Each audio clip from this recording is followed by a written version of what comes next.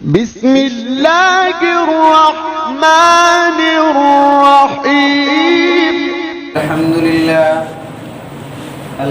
لله نحمده ونستعينه ونستغفره ونعوذ بالله من شرور أنفسنا ومن سيئات أعمالنا. من يهده الله فلا مضل له ومن يضلله فلا هادي له، وأشهد أن لا إله إلا الله وأشهد أن محمدا عبده ورسوله. أما بعد، فإن خير الحديث كتاب الله وخير الهدي هدي محمد صلى الله عليه وسلم، وشر الأمور محدثاتها وكل محدثة بدعة وكل بدعة ضلالة وكل ضلالة في النار. أعوذ بالله من الشيطان الرجيم. بسم الله الرحمن الرحيم.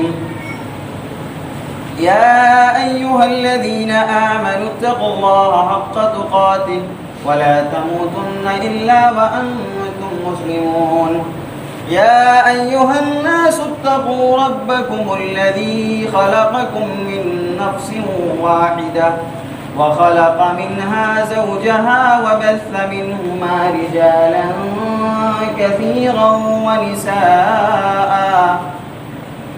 واتقوا الله الذي تساءلون به والأرحام إن الله كان عليكم رقيبا.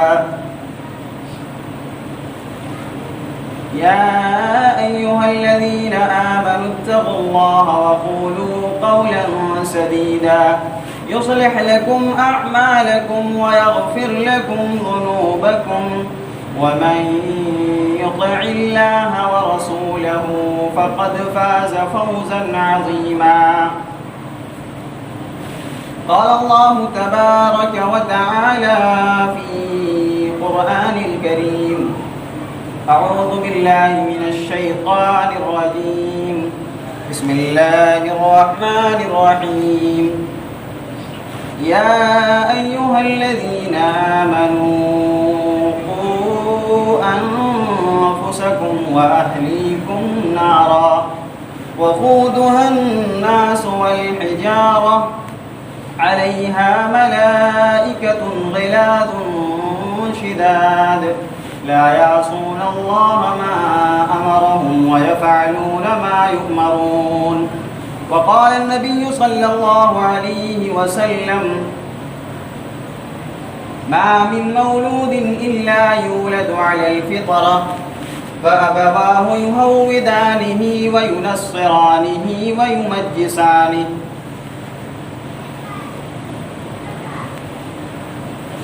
سمجھ میں کچھ نہیں آتا ہے دنیا کا حساب الٹا، سمجھ میں کچھ نہیں آتا ہے دنیا کا حساب الٹا، نصیحت کیجئے جس کو تو ملتا ہے جواب الٹا۔ محترم حاضرین جمعہ، تمام قسم کی تعریف و توصیف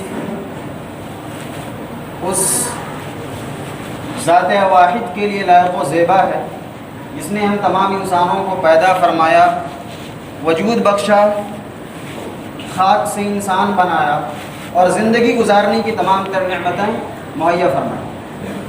بعدہ درود و سلام کی ڈالیاں نچھاور ہوں تمام انبیاء کرام پر، بالخصوص جناب محمد رسول اللہ صلی اللہ علیہ وسلم پر۔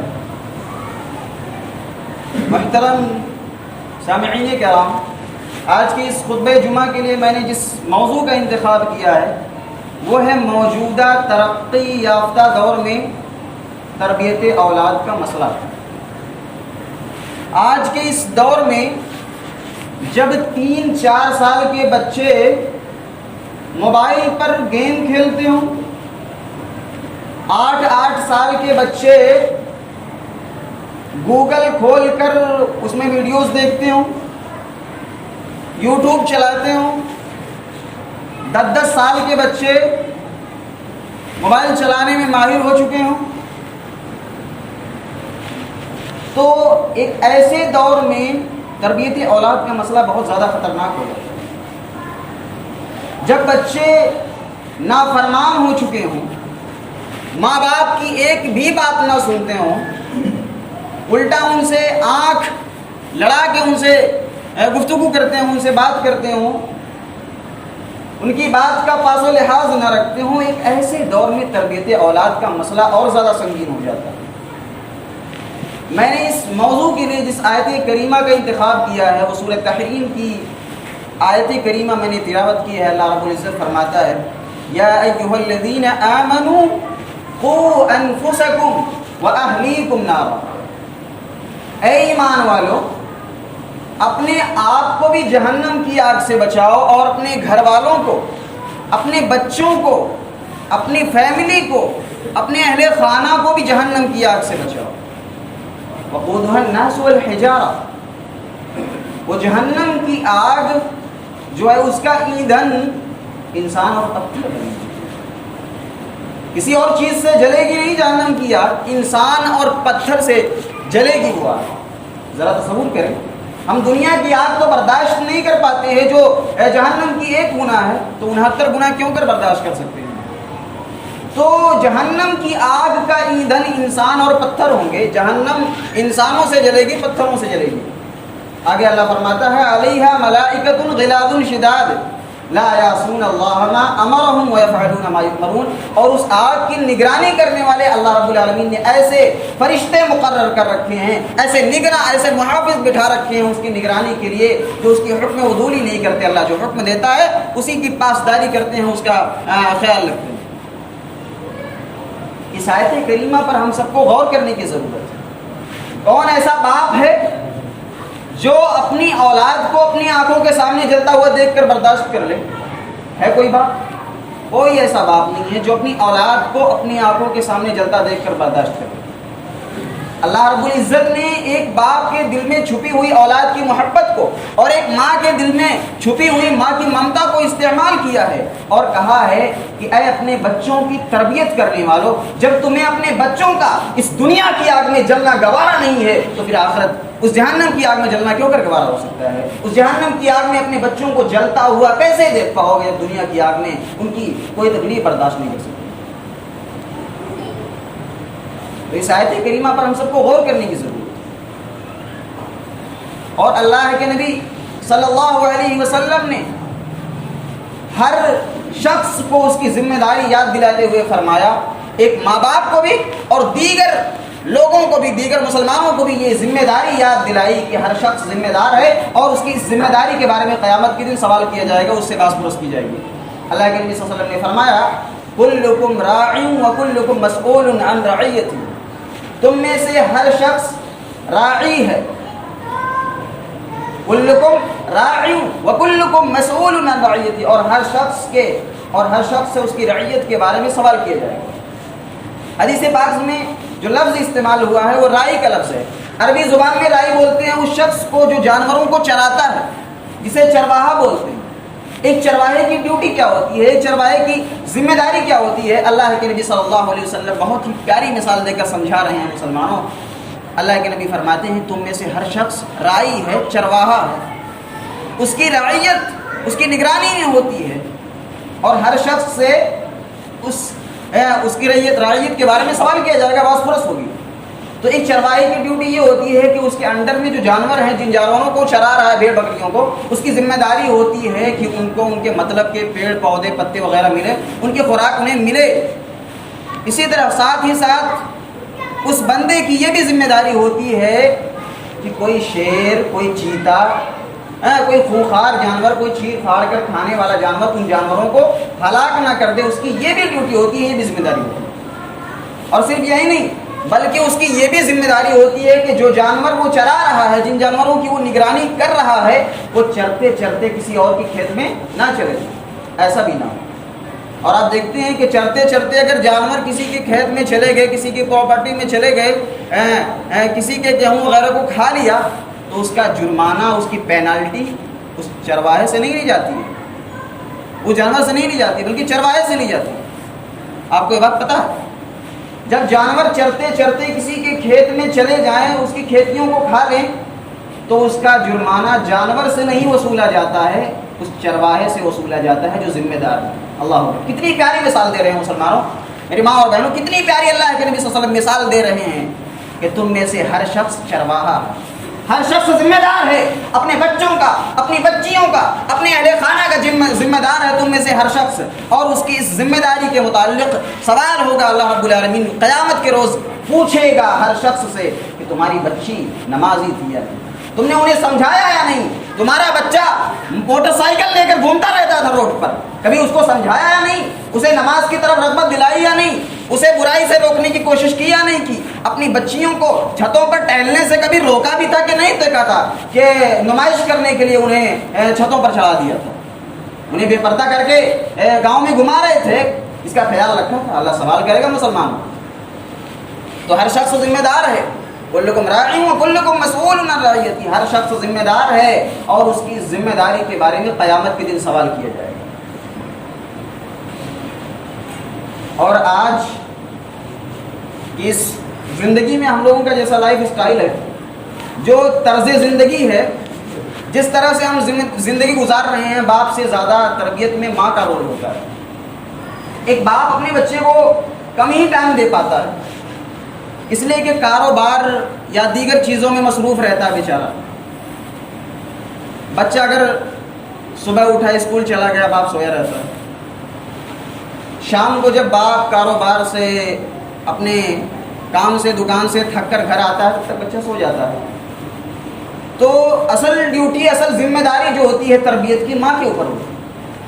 لیکن ماں کو ہونا کیسا چاہیے یہ بھی اسلام نے بتا دیا ہے، اور یہ تربیت کا جو سلسلہ ہے یہ ہماری شادی کے پہلے سے شروع ہوتا ہے۔ ابھی شادی نہیں ہوئی ہے، ابھی اولاد کا نام و نشان نہیں ہے، ابھی بچے نہیں ہیں، لیکن تربیت، اولاد کی تربیت کا حق پہلے سے شروع ہو گیا۔ وہ کیسے؟ آئیے حدیث پاک دیکھتے ہیں۔ اللہ کے نبی فرماتے ہیں تنکح المرأة لأربعین لمالها ولحسبها ولجمالها ولدینها فاظفر بذات الدین۔ اللہ کے نبی صلی اللہ علیہ وسلم فرماتے ہیں جب کسی عورت کی شادی ہوتی ہے، جب کسی عورت کا نکاح ہوتا ہے تو چار چیزیں عام طور سے دیکھی جاتی ہیں۔ لمالها، کچھ لوگ ہوتے ہیں مال دیکھ کر شادی کر لیا کرتے ہیں۔ ولحسبها، اور کچھ لوگ ہوتے ہیں جو حسب و نسب، خاندان دیکھا کرتے ہیں۔ ولی جمالیا، اور کچھ لوگ خوبصورتی دیکھتے ہیں، حسن و جمال دیکھتے ہیں۔ ولی دینیا، لیکن کچھ لوگ ہوتے ہیں جو دینداری دیکھ کر شادی کرتے ہیں۔ اللہ کے نبی نے فرمایا کہ یہ چار چیزیں عام طور سے دیکھی جاتی ہیں، یا تو اس کا مال دیکھا جاتا ہے، یا تو اس کی خوبصورتی دیکھی جاتی ہے، یا اس کا حسب و نسب، اس کا خاندان دیکھا جاتا ہے کہ پی ایم وغیرہ ہے کہ نہیں، اس کے پاس کوئی عہدہ ہے کہ نہیں ہے، تو یہ ساری چیزیں دیکھی جاتی ہیں۔ اللہ کے نبی نے فرمایا فاظفر بذات الدین، میری امت کے لوگوں اپنے ہونے والے بہو کے لیے، اپنے گھر میں جو بہو لاؤ وہ دینداری کو اس میں ترجیح دیا کرو، دیندار ہونی چاہیے آپ کی بہو۔ اپنے ہونے والے بچوں کے لیے ایک دیندار ماں گھر میں لے کر آؤ۔ یہ نہیں کہ دولت مل رہا ہے تو فوراً ایکسیپٹ کر لیں، فوراً راضی ہو جائیں، چلو ارے بہت زیادہ پراپرٹی کا مالک ہے، لڑکی بھی خوبصورت ہے، اچھے خاندان کی بھی ہے، لیکن دینداری نہیں ہے، مسلمانوں تو کوئی فائدہ نہیں۔ گھر کو جہنم بنانے کے لیے وہی عورت کافی ہے۔ اگر دینداری نہیں ہے تو گھر جہنم بن جائے گا، اور اگر دینداری ہے تو کوئی چیز اس کے پاس ہو یا نہ ہو آپ کے گھر کو جنت بنا دے گی وہی عورت انشاءاللہ۔ تو دینداری کو ترجیح دینی ہے۔ تو یہ پیغام اللہ کے نبی صلی اللہ علیہ وسلم نے دیا ہے کہ تربیت کے لیے دیندار عورت کو ترجیح دی جائے، دیندار عورت سے شادی کی جائے، دیندار عورت کو اپنے گھر میں لایا جائے۔ اور اللہ کے نبی صلی اللہ علیہ وسلم نے ہر ماں باپ کو یہ ذمہ داری دلائی ہے، یہ بتایا ہے کہ اگر بچپن سے ان کی صحیح پرورش، ان کی صحیح نگہداشت نہ کی جائے تو بچے ہاتھ سے نکل جاتے ہیں، پھر بعد میں سنبھالتے رہیں۔ اگر بچپن سے ان کی ہر کام پر، ان کے ہر حرکت پر نگاہ نہ رکھیں تو بچے ہاتھ سے نکل جاتے ہیں۔ اللہ کے نبی نے فرمایا ما من مولود الا یولد علی الفطرہ فابواہ یہودانہ وینصرانہ ویمجسانہ۔ بچہ جب پیدا ہوتا ہے جب بچے کی کسی پرورش ہوتی ہے تو بالکل فطرت پہ پیدا ہوتا ہے، تو ایک دم سادہ پیز، ایک پیز دیکھتے ہیں سادہ ہوتا ہے بالکل، اب اس پہ آپ جو رنگ چاہیں چڑھا دیں، کالا چاہیں کالا چڑھا دیں، سفید چاہیں سفید لکھ دیں، جو چاہیں آپ اس پر رنگ ڈال دیں۔ یہی مثال ہے ایک بچے کی پرورش کی۔ اگر بچہ پیدا ہوا ہے تو وہ آپ کے ہاتھ میں ہے، اگر آپ چاہیں تو اسے یہودی بنائیں، آپ چاہیں تو اسے نصرانی بنائیں، آپ چاہیں تو اسے مجوسی بنائیں، یہ ہر ماں باپ ڈیسائیڈ کرے، یہ طے کرے کہ اسے بنانا کیا ہے، ایک دیندار مسلمان بنانا ہے یا یہودی بنانا ہے، نصرانی بنانا ہے، مجوسی بنانا ہے۔ تو اللہ کے نبی نے فرمایا ما من مولود الا یولد علی الفطرہ، بچہ جب پیدا ہوتا ہے، ایک بچی، ایک بیٹا، ایک بیٹی جب پیدا ہوتے ہیں تو فطرت پر پیدا ہوتے ہیں۔ آباؤہ یہودانہ و ینصرانہ و یمجسانہ، اس کے ماں باپ اسے یہودی بناتے ہیں، اس کے ماں باپ اسے نصرانی بناتے ہیں، اور اس کے ماں باپ ہی اسے مجوسی بناتے ہیں۔ تو ماں باپ کا اولاد کی تربیت میں بہت بڑا کردار ہے۔ لیکن کبھی ایسا بھی ہو سکتا ہے کہ ماں باپ نے اپنی طرف سے پوری کوشش کی اولاد کو سمجھانے کی، لیکن ایسا ہوا کہ اللہ نے اس کے حق میں ہدایت لکھی ہی نہیں تھی، ایسا بھی ہو سکتا ہے۔ ماں باپ نے اپنی طرف سے کوئی کوتاہی نہیں کی، ماں باپ نے انہیں سمجھایا لیکن ان کے حق میں ہدایت ہی نہیں لکھی تھی، بچے راہ حق پر نہ آ سکے، بھٹک گئے، بیٹی بے حیا ہو گئی، بیٹا ناکارہ ہو گیا، دین سے بالکل بے واسطہ ہے، اس کا کوئی مطلب نہیں ہے، نہ نماز سے کوئی لینا دینا ہے نہ اور کسی چیز سے، تو اللہ رب العالمین نے اس کی ایسے اولاد کے حق میں ہدایت نہیں لکھ رکھی۔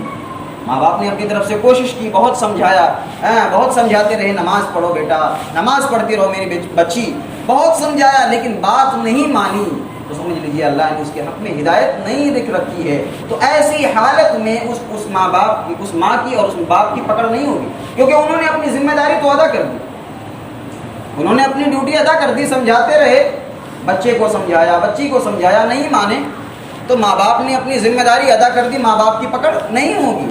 اب ایسی حالت میں اگر بچے سمجھدار ہیں تو بچوں کی پکڑ ہوگی، ایک بچے کی پکڑ ہوگی، بچی کی پکڑ ہوگی، تو ہدایت دینا اللہ کے ہاتھ میں۔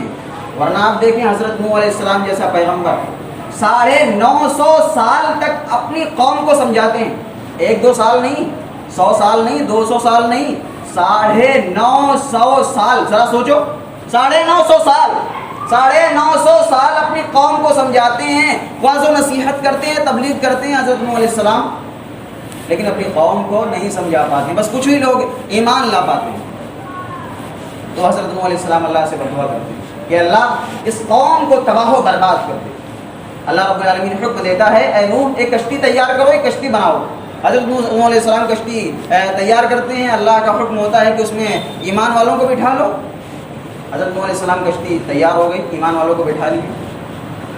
اللہ رب العالمین نے قرآن میں نقشہ کھینچا ہے، وَهِيَ تَجْرِي بِهِمْ فِي مَوْجٍ كَالْجِبَالِ وَنَادَى نُوحٌ ابْنَهُ وَكَانَ فِي مَعْزِلٍ يَا بُنَيَّ ارْكَب مَعَنَا وَلَا تَكُن مَعَ الْكَافِرِينَ۔ جب طوفان کی لہریں آتی ہیں، وَهِيَ تَجْرِي بِهِمْ فِي مَوْجٍ كَالْجِبَالِ، تو طوفان کی لہریں پہاڑوں کی طرف سے آ رہی ہیں، اتنا تیز و تند طوفان، اتنی تیز آندھی، اتنی تیز بارش ہوتی ہے کہ زمین سے بھی چشمے ابلنے لگتے ہیں، ایسی ہلاکت ہوتی ہے اس قوم کی۔ تو جو ماننے والے تھے وہ تو بیٹھے رہ گئے، اس کشتی میں سوار تھے، لیکن نوح علیہ السلام کا بیٹا، سارے لوگ سوار ہیں اس کشتی میں لیکن نوح علیہ السلام کا اپنا بیٹا سوار نہیں ہے۔ وَنَادَى نُوحٌ ابْنَهُ وَكَانَ فِي مَعْزِلٍ يَا بُنَيَّ ارْكَب مَعَنَا وَلَا تَكُن مَعَ الْكَافِرِينَ۔ حضرت نوح علیہ السلام بڑے درد سے کہتے اے میرے بچے تو آ جا، میری کشتی میں سوار ہو جا، ان کافروں کے ساتھ مت جا، ان برے بچوں کے ساتھ مت جا، ان برے لوگوں کے ساتھ مت جا، تو بھٹک جائے گا، تو گمراہ ہو جائے گا، تو راہ حق سے ہٹ جائے گا، تیرا انجام برا ہو جائے گا۔ حضرت نوح علیہ السلام بار بار کہتے ہیں بچے سے، لیکن بات نہیں سنی۔ کیا کہتا ہے بچہ؟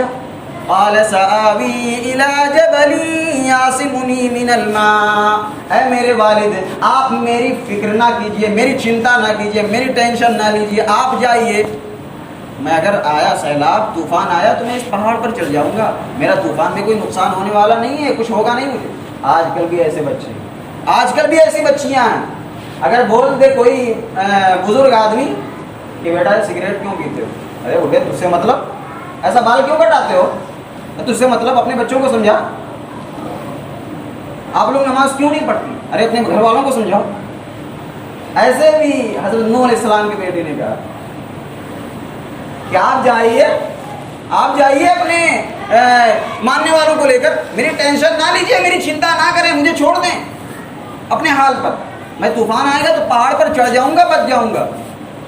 حضرت نوح علیہ السلام بڑے درد سے کہتے ہیں قال لا عاصم اليوم من امر اللہ، اے میرے بچے آج تجھے اللہ کے عذاب سے کوئی نہیں بچا سکتا ہے. آج اللہ کا عذاب آ جائے گا، تو ہلاک ہو جائے گا، تو ڈوب جائے گا. اللہ کے عذاب سے تو وہی شخص بچ سکتا ہے، الا من رحیم، اللہ کے عذاب سے تو وہی بچے گا جس پر اللہ اپنی رحمت نازل فرما دے، جس پر اللہ اپنا رحم و کرم کرے. آج اللہ کے عذاب سے وہی بچے گا، تو ڈوب جائے گا. اور ابھی باپ بیٹے کی گفتگو چل رہی ہے، باپ اپنے بچے کو سمجھا رہا ہے، بیٹا بات نہیں مان رہا ہے. اتنے میں قرآن کہتا ہے وحال بینہما الموج فکان من المغرقین. اتنے میں سمندر کی ایک لہر آتی ہے، ایک لہر اٹھتی ہے، اور اسی طوفان کے اندر، اسی لہر کے اندر حضرت نوح علیہ السلام کا بیٹا ڈوب جاتا ہے. اور ایسے موقع پر حضرت نوح علیہ السلام جب اپنے بچے کو دیکھتے ہیں کہ ڈوب گیا، میری آنکھوں کے سامنے میرا بچہ ڈوب گیا، تو اللہ رب العالمین کو پھر سے پکارتے ہیں کہ تو نے وعدہ کیا تھا کہ میرے گھر والوں کو بچائے گا، میرے اہل خانہ کو بچا لے گا، میرے ماننے والوں کو بچا لے گا.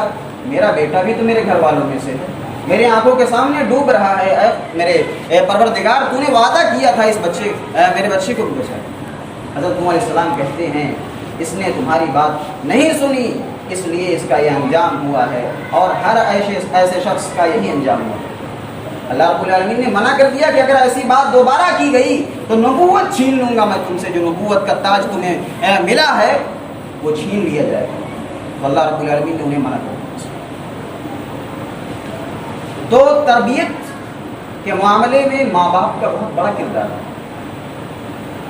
تربیت کا ایک اصول یہ بھی ہے مسلمانوں کہ باپ اپنے آپ کو نمازی بنائے، ایک ماں اپنے آپ کو نیک اور دیندار بنائے، یہ بھی تربیت کا ایک اصول ہے. اللہ رب العالمین فرماتا ہے وَلَوْ شِئْنَا لَآتَيْنَا كُلَّ نَفْسٍ هُدَاهَا وَلَكِنْ حَقَّ الْقَوْلُ مِنِّي لَأَمْلَأَنَّ جَهَنَّمَ مِنَ الْجِنَّةِ وَالنَّاسِ أَجْمَعِينَ. ہم نے ہر شخص کے، ہر آدمی کے حق میں ہدایت نہیں لکھ رکھی ہے، کچھ لوگوں کو جہنم کے لیے بھی بنا رکھا ہے. سارے جنت میں تھوڑی نہ جائیں گے، کچھ لوگوں کو جہنم کے لیے بھی ہم نے بنا رکھا ہے. وَلَوْ شِئْنَا لَآتَيْنَا كُلَّ نَفْسٍ هُدَاهَا وَلَكِنْ حَقَّ الْقَوْلُ مِنِّي لَأَمْلَأَنَّ جَهَنَّمَ مِنَ الْجِنَّةِ وَالنَّاسِ أَجْمَعِينَ. ہم نے ہر شخص کے حق میں ہدایت نہیں لکھ رکھی ہے، ہم نے کچھ لوگوں کو جہنم کے لیے بھی بنایا. ہم اپنا کام کریں. ایک والد اللہ رب العالمین سے ہدایت کی دعا کرے اپنے بچوں کے حق میں، ایک ماں دعا کرے اپنی بچیوں کے حق میں اللہ رب العالمین سے. ہدایت دینے والا اللہ ہے. ہم یہ نہ سمجھیں کہ ہدایت ہمارے ہاتھ میں ہے، ہم کنٹرول کر لیں گے اپنے بچوں کو. ہم بس کوشش کر سکتے ہیں. اللہ ہدایت دے گا تب بچے راستے پر آئیں گے. قرآن کریم کے 19ویں پارے میں اللہ رب العالمین نے اپنے کچھ نیک بندوں کا تذکرہ فرمایا.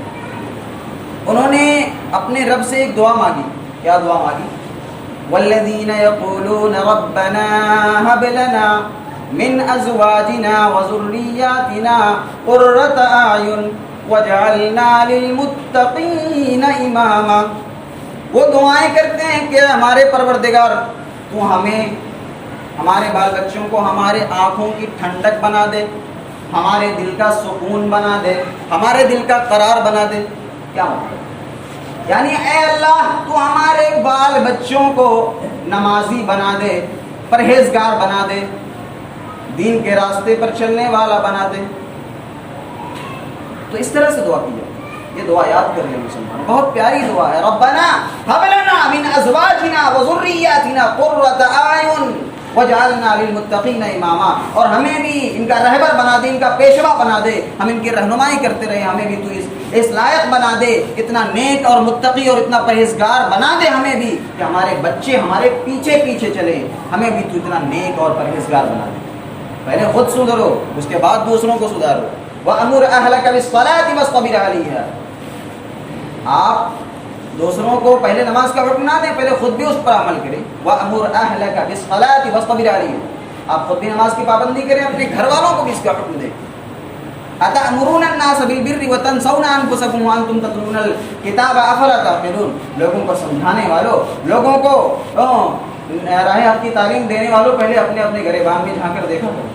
ایک باپ اپنے اندر جھانک کر دیکھے، ایک ماں اپنے اندر جھانک کر دیکھے کہ اس کے اندر کون کون سی برائی پائی جا رہی ہے، کون کون سا سیریل دیکھے جا رہے ہیں روزانہ، کون کون سی موویز چل رہی ہیں رات بھر، کون کون سے کام ہو رہے ہیں.